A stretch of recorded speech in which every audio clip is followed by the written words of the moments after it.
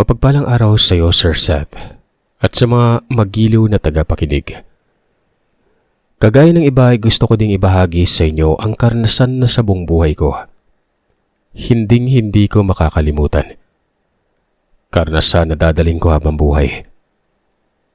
Dumating ako sa lugar na ito na may pag-aalinlangan. Pero talagang nagpursige ako para sa makukuha kong marka pag ito'y natapos ko. Itago na lamang natin ang baryong ito na Baryo San Isidro. Sabi ng iba na hindi makakalabas ng buhay ang sino mang pumasok dito kapag minalas.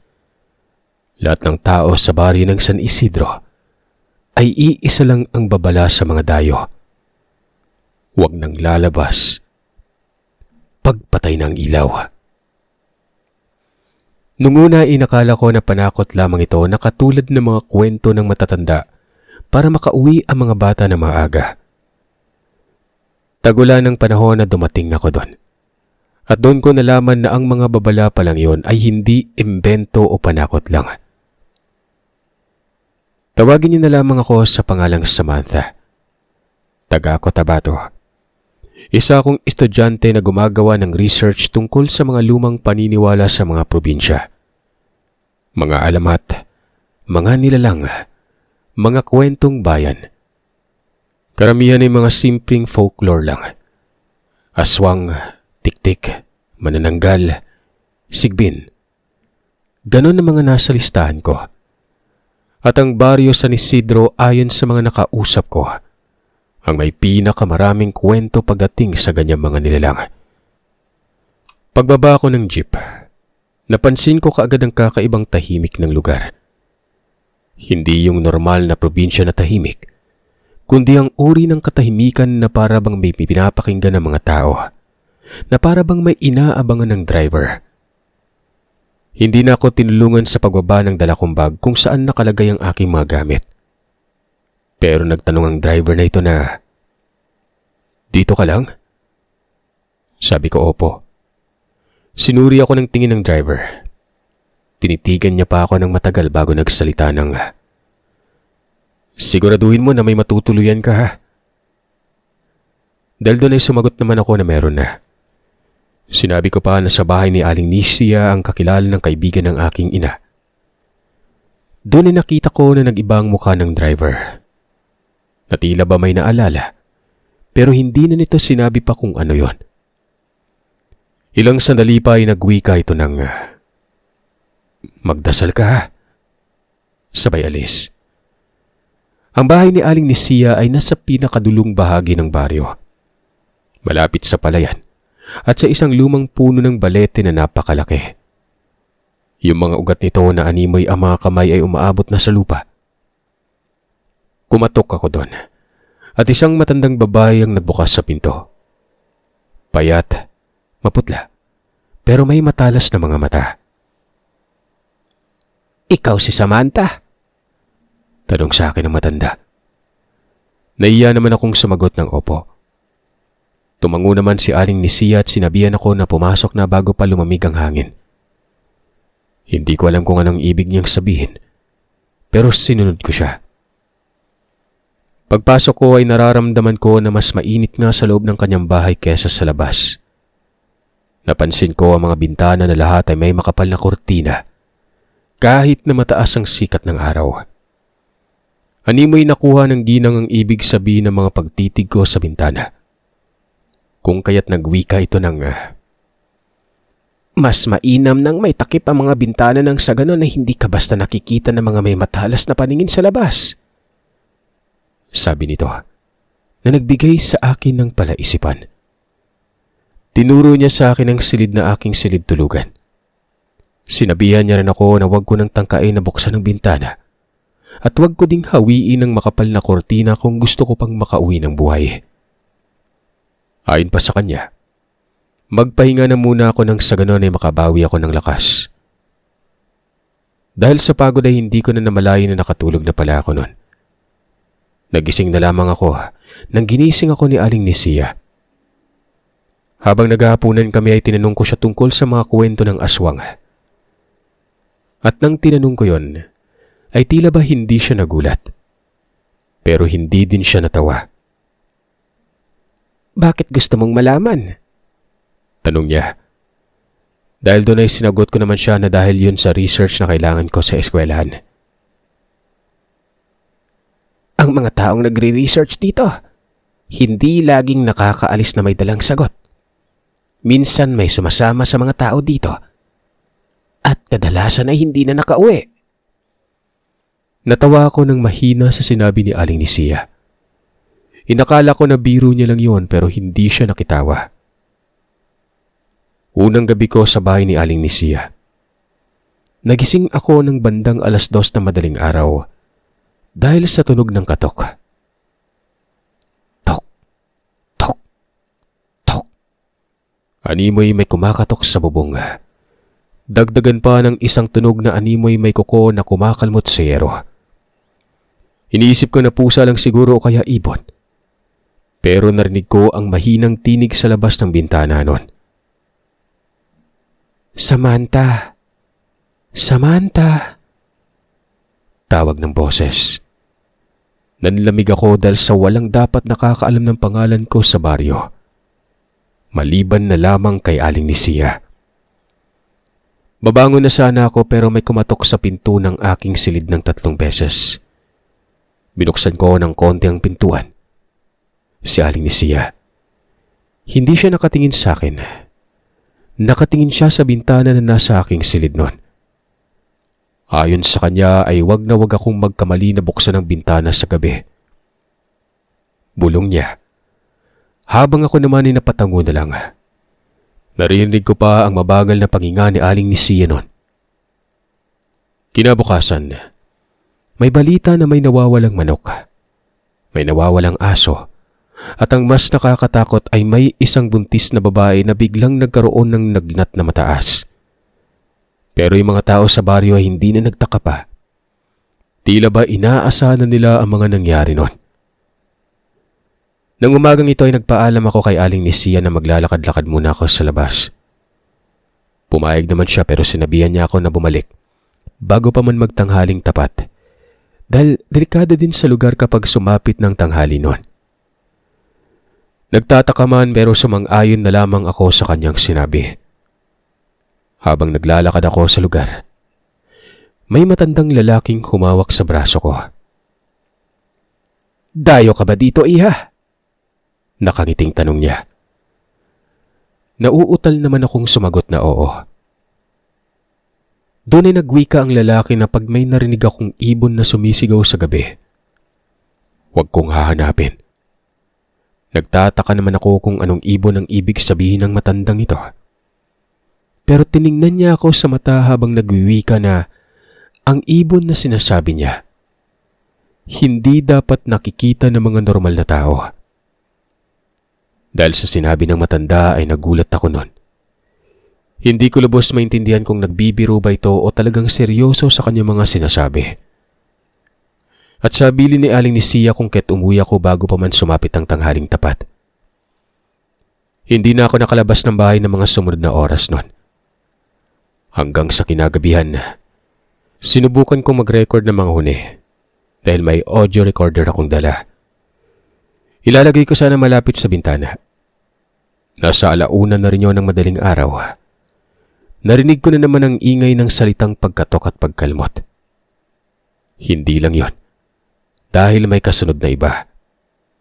Nakarinig din ako ng isang mahabang paghinga at may umaamoy na animay may humihigop ng hangin sa labas ng bintana ng silid na kinaroroonan ko. Pero nang akmang ipapatong ko ng voice recorder sa bintana, ay may dila na dumapo sa salamin ng bintana noon. Mahaba, maitim at madulas. Dahilan para napatalon ako palayo sa bintanang ito. Hindi ako sumigaw. Hindi din ako makagalaw. Doon ko naunawaan na hindi lahat ng kwento ay kwento lang. Ang iba ay naghihintay lang na may makinig at mapatunayan na sa kabila ng sinasabi nilang kwento, may nakakubling katotohanan. Hindi na ako nakatulog pagkatapos nun. Nakaupo lamang ako sa kama. Nakatitig sa bintana habang hawak ang recorder na ito. Naririnig ko pa rin ang tunog sa labas na animoy dumaan na malaking nilalang sa bubong. Dumausdos yun pagkatapos ay tumalon sa lupa. Walang tahol ng aso at walang huni ng insekto. Napakatahimik ng gabing yon. Nang magumaga na, binuksan ko ang pinto ng silid na tinutulugan ko. Naroroon na si Aling Nisia sa lamesa. Animoy hindi ito nakatulog kagabi. Uminom ka ba ng kape? Tanong ni Aling Nisia noon, habang inaabot sa akin ang kape. Doon pa lang ako nagkaroon ng lakas ng loob na kausapin siya. Manang, ano po yung ingay sa labas kagabi? Hindi ito nakasagot kagad. Sa halip ay tinanong niya ako kung ano ba ang narinig ko. Sinabi ko naman sa kanya na may dumaan sa may bubong at may dila sa bintana. Huminto sa paghahalo ng kape ang ginang. Tinanong niya ako kung inamoy ba ako ng nilalang na nasa bubong. Pero napailing ako at naguluhan kung ano ang ibig niyang sabihin. Nagwika ang ginang na ganun pumili ang mga nilalang. Inaamoy nila ang kanilang balak biktimahin. Nagulat ako sa sinabi ng ginang. Doon ko pa lamang naalala na tingnan ang likuran na bahagi ng bahay. Lumabas ako para tingnan ang paligid noon. May mga bakas sa putik sa ilalim ng bintana. Hindi yun paa ng tao. Hindi din hayop na karaniwan kong nakikita. May magkahalong daliri at kuko. Sa hindi kalayuan ay may isang kapitbahay na lalaking nakatayo noon. Nakatitig ito sa mga bakas. "Naamoy ka na," sabi ng lalaki na pinagtaka ko naman. Ano po ba talaga yan? Tanong ko. Bumuntong hininga siya ng malalim. Akala ng iba islang aswang. Pero hindi. Iba-iba sila ng uri. May pamilya at may teritoryo. Makahulog ang wika nito. Tinanong ko ang lalaki kung nasaan na ang mga nilalang. Tiningnan niya ang mga bahay. Minsan nasa loob lang. Minsan umiikot ako sa baryo para magtanong. Karamihan ayaw magsalita. Yung iba nagpapalit ng usapan. Karamihan, wala talaga. Sambit ng lalaki. Dahil doon ay tinanong ko ang lalaki kung bakit hanggang ngayon. Ganun pa rin. Hindi mo kasi mahuli ang hindi mo kilala. Muling wika ng lalaki noon. Mas lalo lang akong naguluhan kung kaya't tinanong ko siya kung anong ibig niyang sabihin. Dahil doon ay lumapit ang lalaki at nagwika ng, "Marunong silang maghintay. Marunong silang magpakatao." Sabi nito, bago humakbang palayo. Kinahaponan noon ay nagyaya si Manang Nisya na maglakad-lakad kami sa labas. Nang may nagkagulo sa kabilang dulo ng baryo. May buntis na babae na dinala sa klinika. Nanghihina ito at napakaputla. Ayon sa mga tao ay nawalan ng lakas ang babae. Isang gabi lang. Muli kong narinig yung mga bulungan na, "Pinuntahan na nila siya at naamoy. Siya yung napili." Nagalit ang asawa ng buntis doon. "Tao yung gumawa nito, hindi halimaw." Walang nakipagtalo sa lalaki. Walang gustong magbanggit ng pangalan. Mas lalo akong naguluhan sa mga nasaksihan ko. Si Aling Nisia naman ay niyaya na akong umalis na. Ayon sa kanya ay kailangan na naming makauwi bago pa man magtakip silim. Pagka-uwi namin ay ilang oras na lamang ang lumipas. Gabi na naman. Nang oras na yun ay hindi na ako naglagay ng recorder sa bintana. Inilagay ko na lamang ito sa gitna ng silid. Ilang minutong nakalipas ay kumatok si Aling Nisia. May binigay ito sa akin. Isang maliit na supot na may asin at durog na bawang. Kasunod nito ay ang pagwika niya ng, "Ilagay mo sa ilalim ng unan. Mas mabuti nang may handa." Hindi na ako nagtanong pa sa ginang. Nakatulog naman ako ng maaga ng gabing yon pero nagising ako pagsapit ng 3:00 ng madaling araw. Nakarinig kasi ako ng tunog ng ibon. Pero parang may mali. Paurong ang paghuni ng ibon na yon.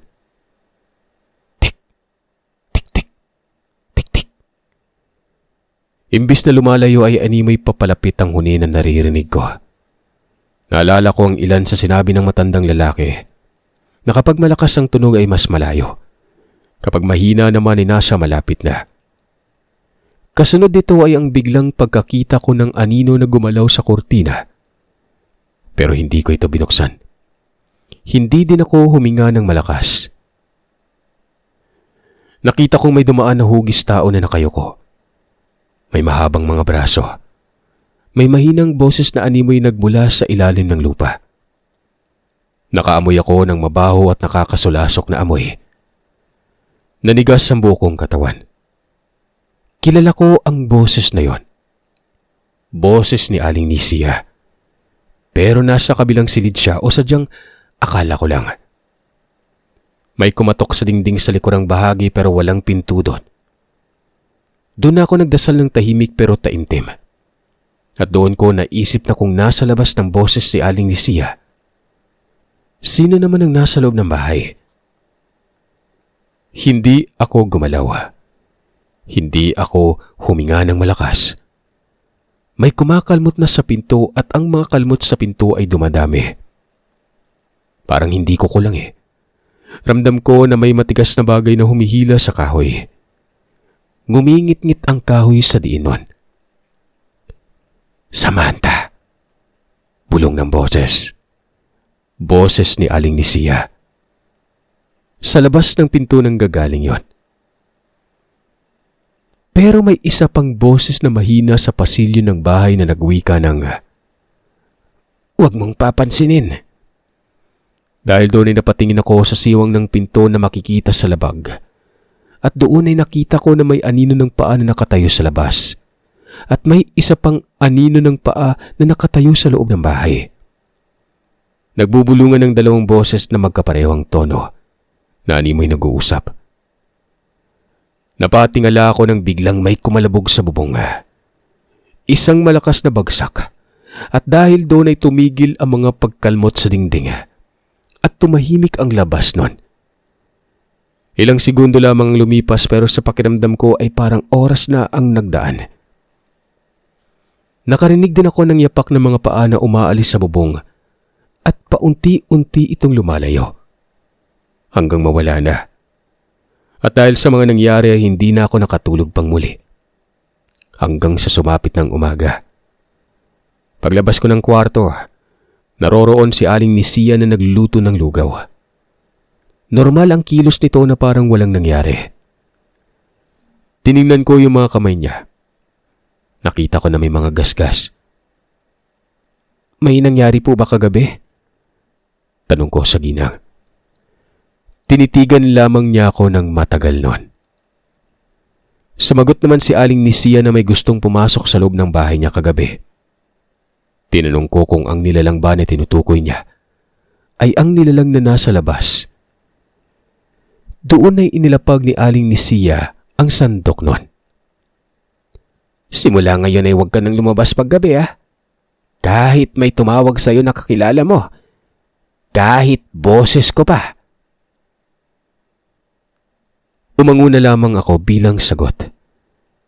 Maging ng umaga na yun ay hindi na ako umalis pa. Nanatili na lamang ako sa loob ng bahay. Nang sumapit ang tanghali ay pinakinggan ko ang audio recorder. Nung una ay may tunog lang ng insekto ang naririnig ko. Pero ilang minutong lumipas ay may narinig ako na huni ng ibon. Baliktad ang direksyon ng huni. Ilang sandali ay may mahabang singhot na malapit sa mic. At doon ay may boses na nagsalita. "Bagong dugo." Niligpit ko ang aking audio recorder at dahil sa umaga pa naman at mataas ang araw ay naisipan ko na puntahan ng buntis sa sentro na hindi naman kalayuan sa bahay ni Aling Nisia. Pinayagan naman ako ng ginang pero bago pa man ako nakaalis, sabi nito ay wag ako makipag-usap at magtiwala kahit kanino. Tumango na lamang ako sa sinabi ng ginang. Kahit pa malakas ng pagdududa ko sa kanya ng mga oras na yon, alam ko na hindi ako basta-basta makakaalis sa lugar na ito. Napabuntong hininga ako habang palabas ng bahay. Sa hindi kalayuan ay muli kong natanaw ang lalaking nakausap ko noong mga nakaraan. Hindi ko alam kung bakit magaan ang pakiramdam ko sa lalaking ito. Alam kong sinusundan niya ako. Binilisan ko ang paglalakad para mabilis ako makarating sa sentro. Mabilis ang lakad ko hindi para iwasan siya, kundi para mabilis ako makalayo at hindi na rin matanaw ni Aling Nisia na nakikipag-usap ako sa iba. Pagdating ko sa sentro, nabutan ko yung asawa ng buntis na nakikipag-usap sa doktor. Ayon sa doktor ay wala namang sakit ang babae, pero hindi nila alam kung bakit nanghihina ang buntis nun. Wala naman silang nakitang basihan kung bakit yun nangyayari. Kasunod nito ay nagwika ang doktor na dalhin na lamang sa ospital sa bahay ng buntis nun. Hindi naman biro yun dahil sa mula sa lugar kailangan pang bumiyahe na mahigit 1 oras bago makarating sa ospital. Walang ano-ano ay may batang lumapit sa akin at nakipag-usap. Ate, nakakatulog ka pa rin ba sa gabi doon sa bahay na tinutuluyan mo? Sabi ko naman oo. Dahil nakakatulog naman talaga ako kahit konti. Doon na nagwika ang bata na mabuti pa ako'y nakakatulog. Pero si Aling Nisia hindi. Maging yung kuya ko hindi din nakakatulog para bantayan ka eh. Sabi pa ng bata. Hindi ko ito kilala kung kaya tinanong ko siya kung sino siya at bakit niya ako kilala nun. Pero sa halip na sumagot, ay inginuso niya sa akin ng lalaki na nakausap ko noon. Dito ay sinabi sa akin ng lalaki na nanganganib ang buhay ko. Kailangan ko nang makaalis sa lugar na ito. Sinabi niya sa akin na hindi ordinaryong tao si Aling Nisia. Isa itong aswang sa kanilang lugar. At kaya't hindi pa ako nito pinapatay dahil sa hinihintay pa ng matanda ang kabilugan ng buwan. Yun ay mangyayari sa mga susunod na gabi. Sinabi nito na yun ang dahilan kung kaya't hanggat may oras pa ay kailangan ko nang makaalis sa lugar. Natakot man sa mga nalaman ko ay naroon pa rin ang pagdadalawang isip ko na maniwala sa magkapatid. Pero nagpakilalang albularyo ang lalaki na noon ay nalaman kong Sandro ang pangalan. Marami ng kagaya mo yung nabiktima ng mga nilalang dito sa lugar. Noon wala akong nagawa dahil sa aminado kong hindi pa ako handa. Ngayon, natatakot pa rin ako pero kahit papano, alam ko na may laban na ako sa mga nilalang na ito. Halos hindi ko naman alam kung anong isasagot ko sa lahat ng nalaman ko. Habang si Sandro naman ay may dinukot sa kanyang bulsa. Pulseras ito na gawa sa animoy balat ng kahoy. May mga palamuti ito na para bang gawa sa perlas. Nagbubuga din ang perlas na yun ng mabangong amoy. Banayad sa ilong na tila ba nagbibigay ng panatag na sensasyon sa katawan. Pero sa halip na sa braso, ay sinabi ni Sandro na sa paa ko isuot ang pulseras na yon. Nang sa ganun ay matabunan ng pantalon na suot ko. Total, lagi naman ako nakapantalon eh. Medyo kinilig pa ako nang siya mismo ang nagsuot noon sa paa ko. Nag-usal pa siya ng ilang kataga na ayon sa kanya ay sa bulag para sa aking pulseras. Hindi daw makikita ng aswang na may pangontra ko. Pero hindi din ito magawang lumapit sa akin. Tanging pagtango na lamang ang sagot ko dahil sa hindi ko man lang alam kung nang sasabihin ko sa kanya. Ilang sandali pang lumipas ay nagwika ang batang si Ipoy na parating na si Aling Nisia. Dahilan para magkunwari akong may binibili sa isa sa mga tindahan na naroroon sa lugar. Ilang minuto ang nakalipas ay dumating na nga ito. Nakita ko pang ilan sa mga tao na naroroon na nangingilag sa kanya sa hindi ko malamang dahilan. Lalapit sana ito sa akin pero biglang napakunot ang kanyang noo at bahagyang lumayo. Sumulyap ito sa paligid na tila ba may hinahanap ang kanyang paningin. Dito ay bigla na lamang pumasok sa isipan ko na marahil ay ang magkapatid ang kanyang hinahanap. Pero nang nakita niyang wala naman ang dalawa sa paligid, ay muling bumaling ang paningin niya sa akin noon. Bakit to, Aling Nisia? Ano pong nangyari? Tanong ko. Pero hindi ito sumagot. Salip ay nagwika ito na kung tapos na ang kailangan kong gawin ay umuwi na ako sa bahay. Tumango na lamang ako sa sinabi na yun ng ginang. Nauna na itong naglakad sa akin palayo sa lugar. Wala naman akong imik na nakasunod lang sa kanya. Nang nasa eskinita na ako papasok sa tahanan ni Aling Nisia, nakasalubong ko yung matandang lalaki na nakasalubong ko din nung unang mga araw ko pa lamang sa lugar. Nung una ay abot tenga pang pagngisi nito habang papalapit sa akin. Pero nang nasa malapit na lamang ito ay doon na kumunot ang kanyang munoo na parabang hindi nito gusto ang pagmumukha ko. Ilang sandali pa ay nagwika ito ng, "Mukhang natututo ka na. Nais mo bang mapadali ang buhay mo?" Tanong nito habang nanlilisik ang mga mata. Ano bang ibig mong sabihin, Manong?" Magsasalita pa sana ito pero bumalik si Aling Nisia. Sinisitsitan niya ang lalaki na parang kalintulad ng pagsitsit sa aso. At sinabihan niya itong umalis na parabang nagtataboy ng alagang aso sa daan. Pero sa halip na may insulto, ay tila ba asong sumunod ang lalaki sa tinuran ni Aling Nisia. Bagay na ipinagtataka ko kung bakit ganun na lamang siya katakot sa ginang. Paglayo ng lalaki ay doon pa lamang nagsimulang maglakad ulit ang matanda.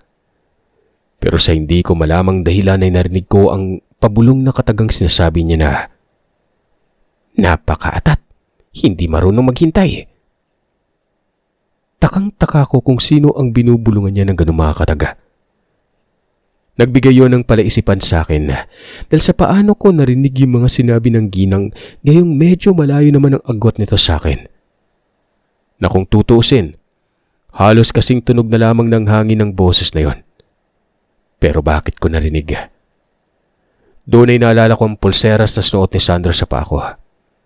Marahil ay kasama ito sa kakayahan ng pangontra ang pagkakarinig ko ng mga katagang binibitawan ng mga nilalang, kahit na pabulong pa. Ngunit kahit na ganun ang narinig ko, nanatili lamang akong tahimik na nakasunod sa ginang. At pagdating sa bahay nito, doon ko na naramdaman ng kakaibang bigat. Ganun pa man ay hindi ko na lamang ito pinahalata sa ginang. Nagpaalam ako sa kanya na papasok na muna sa aking silid. Pagpasok ko ay doon ko pa lamang naamoy ang hindi kaayang-aya na amoy na parabang nanggagaling sa silid na matanda. Amoy langis yon at tila inaamag na tinapay. Hinayaan ko ulit ito at inisip na baka nga naman may sirang tinapay na hindi nakain ng ginang. Sumapit ang tanghali. Tinawag na ako ng ginang sa silid para kumain. Lumabas ako, pero nandiri ako nang makita ko ang kinakain ng ginang. Nung una ay nakala kong sinabawan na karne. Pero ganoon na lamang ang pagkagulat ko nang pagkalapit ko ay nakita kong hilaw na dugo yon. Ultimong yung karne ay hilaw din. Parang masusuka ako sa nakita ko, pero pinigilan ko ito.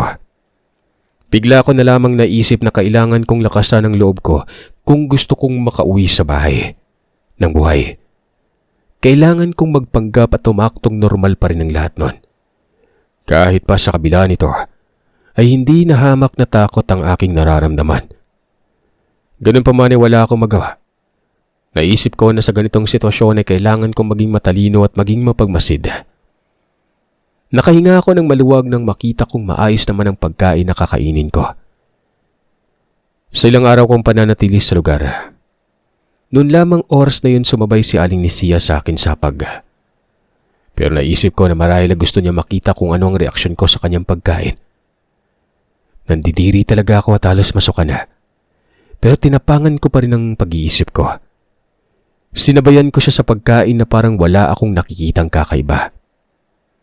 Nakita ko naman ang panaka-naka niyang pagsulyap sa akin hanggang sa natapos na ako sa pagkain nun.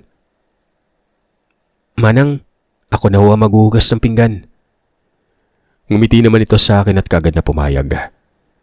Marahil ay iniisip nito na wala pa rin akong alam sa mga nangyari sa kanyang tahanan nun. Habang ako ay masuka-suka na habang hinuhugasan ko ang pinagkainan niya.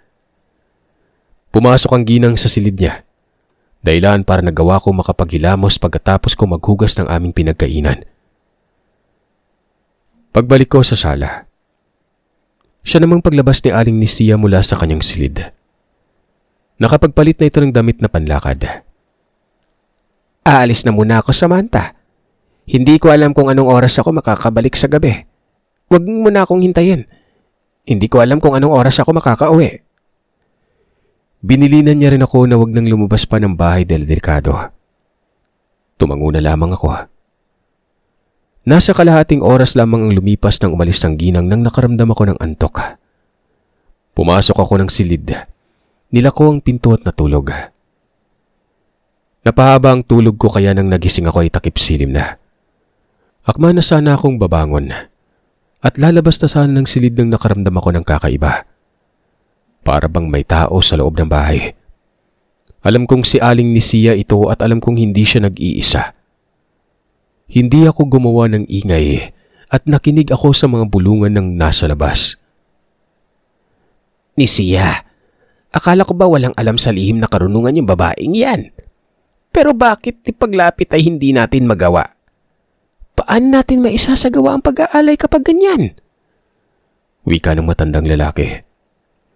Kilala ko yung boses na yon. Yun ay ang lalaki na nakasalubong ko sa daan. Gusto ko nang makaalis sa lugar na to matapos kong marinig yon. Pero hindi ko alam kung paano. Naisip ko ang magkapatid na Sandro at Tipoy.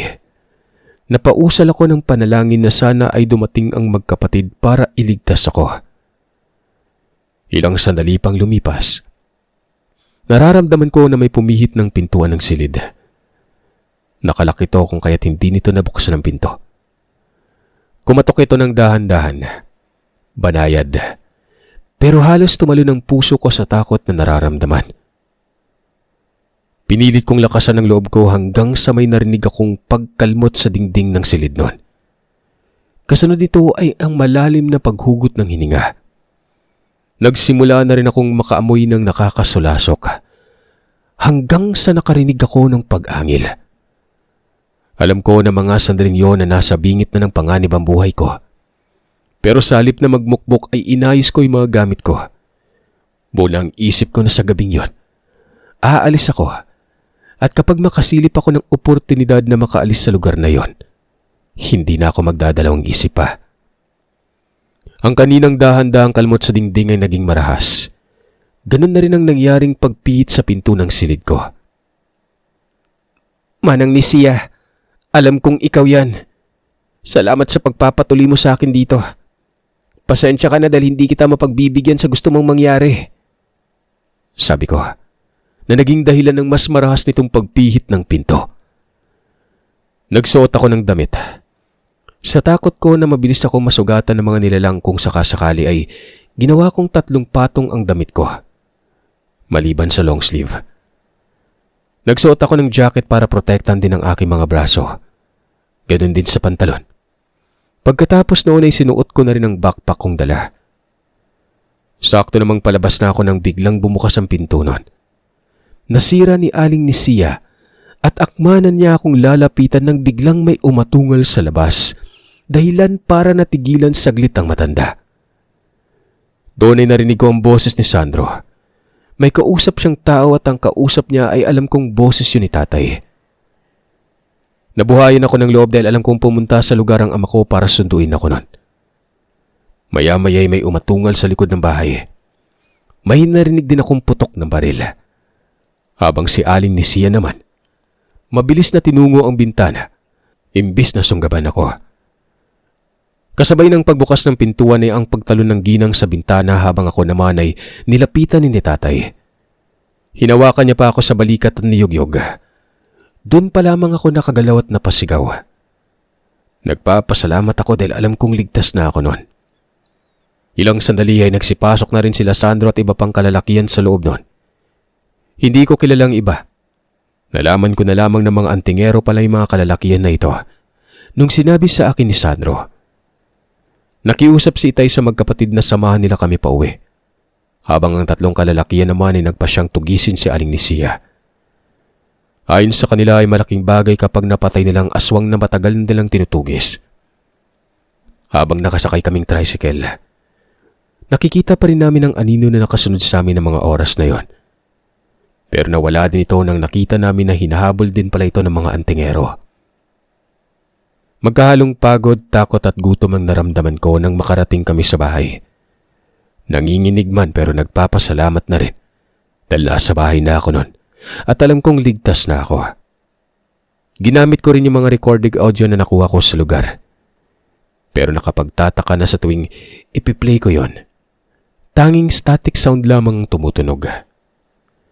Ganun pa man ay nagawa ko pa rin maitawid ang experiment ko na ito, yung research ko. Habang yung magkapatid na Sandro at Ipoy naman ay kinuha ni tatay bilang katuwang sa kanyang negosyong babuyan. Napag-alaman din namin na tuluyang nahuli ng mga antingero si Aling Nisia. At kung ano man ang ginawa nila doon ay hindi na nila sinabi pa sa akin. Nakikita kasi ni Sandro na bumabalik ang takot at trauma ko sa tuwing nakakarinig ako ng tungkol sa mga aswang. Nagpasalamat na lamang ako dahil nandyan si Sandro na laging nakaagapay sa akin, na nakatuluyan ko at naging ama ng 3 naming anak.